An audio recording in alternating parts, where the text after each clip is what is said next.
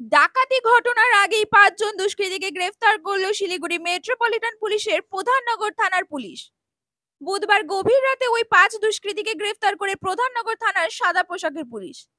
ধৃতদের নাম মনোজিৎ ওরাও, সঞ্জয় ভগত, ইন্দ্রজিৎ গোসাই, বিজয় রায় ও সুভাষ সিং।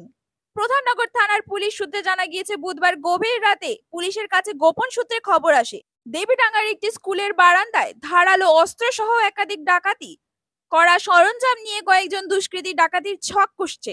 এরপর প্রধাননগর থানার সাদা পোশাকের পুলিশ সেখানে অভিযান চালিয়ে ৫ জন দুষ্কৃতীকে গ্রেফতার করে। প্রধাননগর থানার পুলিশের সন্দেহ, বড় ধরনের কোনো ডাকাতির ছক কষতেই ওই দুষ্কৃতীরা সেখানে জড়ো হয়েছিল। ধৃতদের শুক্রবার শিলিগুড়ি মহকুমা আদালতে তোলা হয়।